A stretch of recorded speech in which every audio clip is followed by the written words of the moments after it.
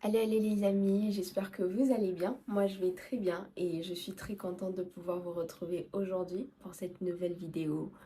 Aujourd'hui nous allons explorer le thème de comment entendre Dieu pour nos relations amoureuses. Et franchement la question d'entendre Dieu, de savoir comment est-ce que Dieu nous parle, d'être sûr que ce soit Dieu qui nous parle, c'est une question qui peut revenir assez souvent. Moi-même je me suis posé cette question plusieurs fois. Et donc dans la vidéo d'aujourd'hui, je vais vraiment essayer d'être vraiment basique, histoire que tout le monde puisse comprendre et que tout le monde puisse tirer au moins des leçons pour pouvoir les appliquer dans sa propre vie. Sans plus tarder, on va commencer cette vidéo. Par rapport à entendre Dieu, la première chose qu'il faut savoir, c'est que Dieu veut vous parler. Ça, c'est une vérité importante. Pourquoi? Parce que des fois, on se dit que entendre Dieu, c'est pour les pasteurs. Entendre Dieu, c'est pour les prophètes. Entendre Dieu, c'est pour je ne sais quelle autorité spirituelle, c'est pour je ne sais quelle catégorie de personnes. Alors que non. Dieu veut te parler. Toi, tu te considères comme une personne lambda, mais Dieu se considère comme ton père. Et parce que c'est ton père, un père prend plaisir à parler à ses enfants. Un père prend plaisir à pouvoir communiquer ses instructions à ses enfants. Un père prend plaisir à pouvoir tout simplement être avec ses enfants. Il prend plaisir à t'enseigner, il prend plaisir à te parler. Donc la première chose que tu dois savoir, c'est que Dieu veut te parler. Ensuite, ce que tu dois savoir par rapport à entendre Dieu, c'est que ça ne va pas forcément être une voix audible. Donc, il y a vraiment des expériences comme ça qu'on a entendues où des gens ont entendu Dieu leur dire « Ah, va faire ça et ça et ça ». Mais il y a aussi beaucoup, mais alors beaucoup d'expériences qui démontrent que Dieu peut passer par une façon de parler à une autre. Comme la Bible le dit d'ailleurs, Dieu parle tantôt d'une manière, tantôt d'une autre. Dieu peut te parler par une conversation simple avec ton ami. Dieu peut parler pendant que ton pasteur est en train de prêcher. Dieu peut parler pendant que tu es en train de marcher et que tu écoutes une adoration là. Dieu peut parler par toutes sortes d'événements. Donc, ça doit au fait te décharger de la pression de sous quel format est-ce que ça va venir? Ça va te mettre dans une position, je veux juste entendre mon père parler. Je veux juste entendre l'instruction de Dieu. Du coup, je ne vais pas le mettre dans une boîte en train de me dire, ok, Seigneur, si tu veux me parler, il faut absolument que ce soit fait de cette façon. Non, je veux entendre ce que Dieu va me dire. Donc, peu importe le canal qu'il va utiliser, parce que mon cœur est disposé à l'écouter, je vais l'écouter. Et ce qui est important aussi, c'est qu'il faut savoir qu'on est des brebis du Seigneur. On est les enfants de Dieu. La parole de Dieu dit quoi? Mes brebis entendent ma voix, je les connais et elles me suivent. Tu es une brebis du Seigneur. En tout cas, si tu as reçu Jésus comme ton Seigneur et ton Sauveur, tu es un enfant de Dieu, une brebis du Seigneur. Et rien qu'à cause de cette relation, tu as au fait accès à ton Père. N'essaye pas de compliquer les choses. Arrête de te dire que Dieu va te parler par je ne sais quelle façon flagrante là. Aborde cette question-là avec beaucoup de simplicité d'esprit, ça va te décharger énormément. Voilà un peu quelques points que je voulais un peu mettre là avant de donner quelques astuces. La première astuce qu'on va pratiquer, ou alors celle que je vais vous donner dans cette vidéo, c'est tout simplement celle d'enlever les choses autour de nous qui bouchent nos oreilles à la voix de Dieu. Qu'est-ce qui bouche tes oreilles à la voix de Dieu? La désobéissance à sa parole. Il faut savoir que tu ne peux pas désobéir à la parole de Dieu et à la fois entendre sa voix. Parce que la parole de Dieu, c'est Dieu lui-même. La parole de Dieu, c'est lui. Donc à chaque fois que tu rejettes une instruction de Dieu, à chaque fois que tu rejettes ce que Dieu dit dans sa parole, tu es en train de rejeter Dieu lui-même. Et quand tu rejettes Dieu lui-même, comment est-ce que tu t'attends à ce qu'il puisse te parler? Donc il faut te demander qu'est-ce qu'il y a dans ma vie qui n'est pas en accord avec la parole de Dieu. Je vais te donner des exemples simples.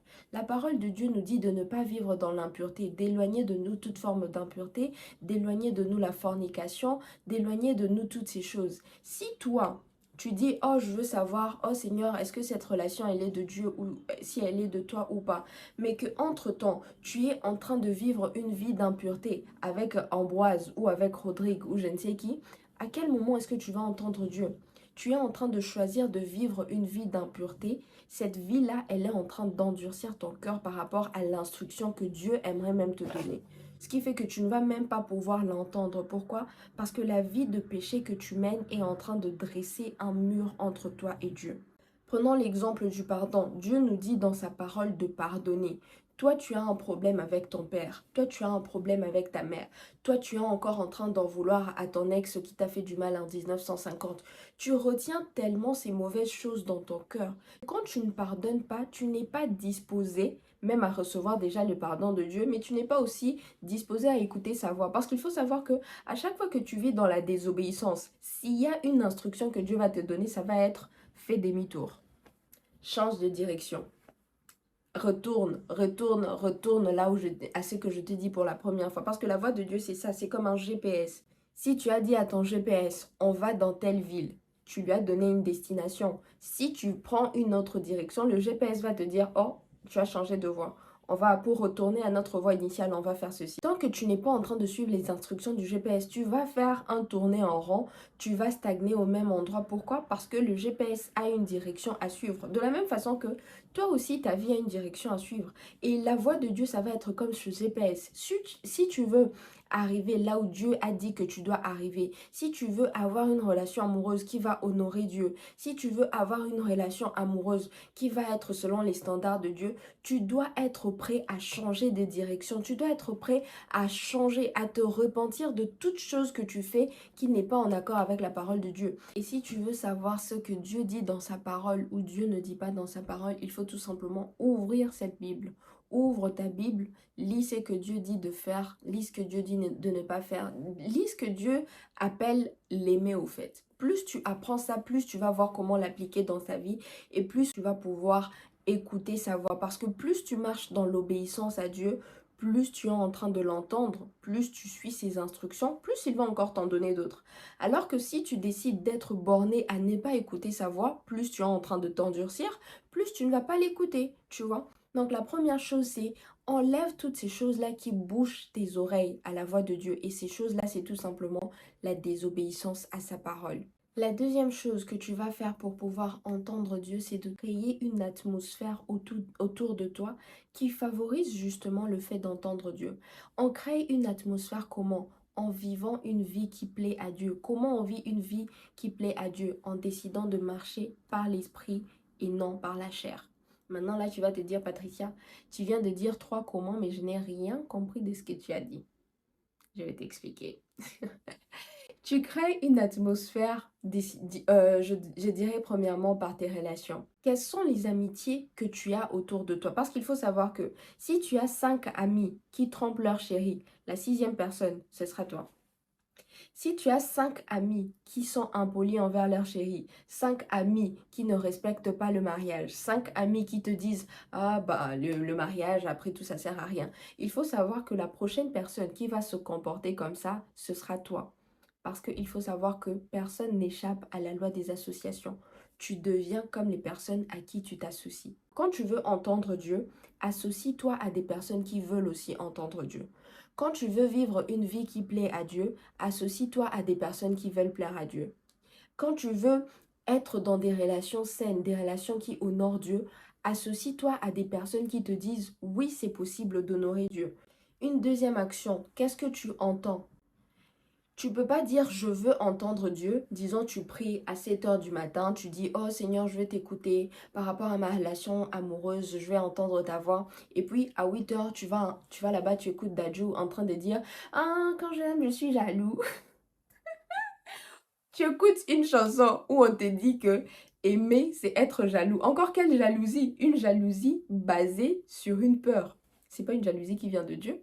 Quand on dit Dieu est jaloux, là, c'est pas parce qu'il a peur de quoi que ce soit. Dieu, il est sécurisé, tu vois. Donc, quand il dit je suis jaloux pour vous, c'est un amour, ça vient d'une place d'amour pur. Ça ne vient pas de la peur, tu vois.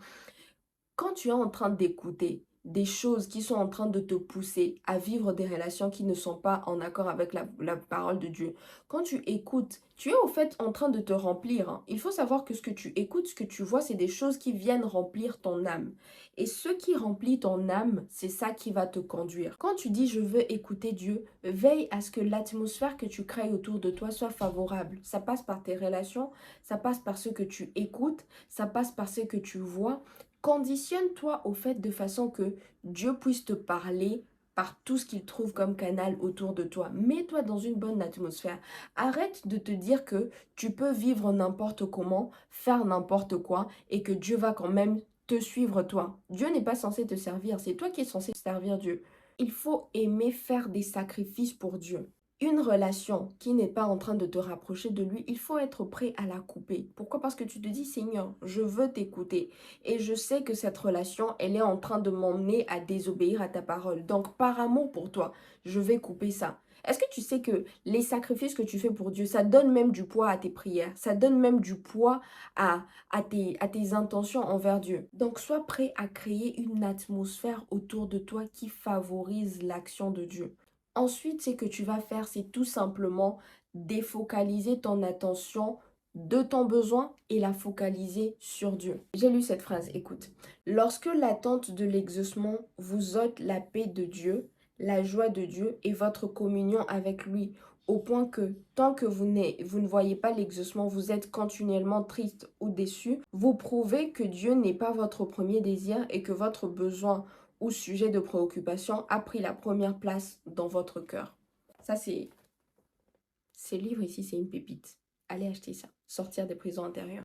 Quand tu fais de quelque chose d'autre que Dieu lui-même ta quête première, tu vas te perdre en chemin et c'est là que tu vas voir la frustration. Tu vas te dire, mais pourquoi les autres, quand ils disent entendre Dieu, c'est facile pour eux comme ça, alors que pour moi, c'est compliqué. Mais c'est pas que pour eux, c'est facile et que pour toi, c'est compliqué. C'est juste que tu es comme en train de laisser ton cœur être gagné par cette inquiétude. Même par rapport à tes relations amoureuses. Tu peux être en face de 2, 3 propositions de beaucoup de monsieur ou de beaucoup de demoiselles. Mais si tu te dis, ah, il faut absolument que je trouve la réponse et que ce désir-là devient plus grand que ta soif pour Dieu, tu es en train de te positionner à être dans l'inquiétude. Regarde encore ce que le livre dit par rapport à l'inquiétude. L'inquiétude annule la foi. Elle ne vous empêche pas de prier, mais elle vous fait prier sans la foi, sans la confiance en Dieu, et vous devenez complice du blocage de vos prières. Tu commences à prier sans la foi. Tu commences à te dire, ah, c'est vrai que je prie, mais est-ce que même Dieu va m'écouter? Est-ce que même Dieu va m'entendre? Nanani, nanana. Et là, tu es en train de bloquer tes prières. Donc, même quand tu pries pour entendre Dieu par rapport à ta relation amoureuse, par rapport à ta vie amoureuse en général, pour savoir si tu dois être en couple ou pas, pour savoir si, voilà, est-ce que c'est Ambroise ou c'est Rodrigue, pour savoir si c'est Marinette ou si c'est Ladybug. Il ne faut pas au fait que ce désir-là, dans tous les cas, soit plus grand que Dieu. À chaque fois, assure-toi que tu es en train de chercher le cœur de Dieu, pas juste sa main. Tu peux avoir la main de Dieu, mais si tu n'as pas son cœur, tu seras encore une fois éloigné de toi. Et puis, on va revenir encore sur les mêmes cycles, les mêmes questions, etc. Donc, cherche Dieu en premier. Voilà un peu ce que je voulais te dire dans cette vidéo. Je veux juste te dire un point. Entendre Dieu là, c'est pas pour des personnes spéciales. Tu peux entendre Dieu. Entendre Dieu, ça passe déjà par boucher ou alors enlever les choses qui bougent tes oreilles à savoir la désobéissance à Dieu. Il faut pouvoir vivre une vie qui honore l'esprit, pas une vie selon la chair, parce que Dieu agit là où il est honoré. Et Dieu est honoré par ton style de vie. Donc, assure-toi de créer autour de toi une atmosphère qui honore Dieu. Et ensuite, ne fais pas de ton désir d'entendre Dieu quelque chose de plus grand que Dieu lui-même. Donc, en tout temps, assure-toi que ta quête première, ton besoin premier, c'est Dieu d'abord. Parce que quand tu cherches Dieu en premier, tout le reste revient en place après. Arrête de te dire, ah non, c'est trop compliqué. Arrête de te dire, non, c'est pour les autres. Arrête de te dire que pour moi, ça va pas arriver. Tu vas entendre Dieu si tu es son enfant. Et il faut savoir que le privilège d'entendre Dieu, le privilège d'être enfant de Dieu, les privilèges d'être en relation avec Dieu, c'est pour des personnes qui ont Jésus dans leur vie. Donc, si tu n'as pas encore Jésus dans ta vie, je te mets une prière juste en dessous de cette vidéo. La prière, elle est simple. Elle dit, Jésus, je t'invite dans ma vie. Je veux maintenant marcher avec toi. Je veux marcher par ton esprit. Et à partir d'aujourd'hui, aide-moi à vivre une vie qui t'est agréable. Tu vois, c'est ça la prière. Et je te mets un texte plus détaillé dans la description de la vidéo. N'hésite pas à faire cette prière. Et moi, je serais vraiment très contente de pouvoir faire un suivi avec toi. Donc, je vais laisser soit un numéro, soit ma page Instagram, whatever. Tu vas voir ça dans la barre des descriptions. Voilà un peu ce que je voulais te dire. N'hésite surtout pas à poser des questions si tu veux encore plus savoir par rapport à cette thématique et je vais répondre en vidéo ou par texte, dépendamment de ce qui te convient. Moi, je vous aime beaucoup et je vous dis vraiment à très bientôt pour une prochaine vidéo. Peace!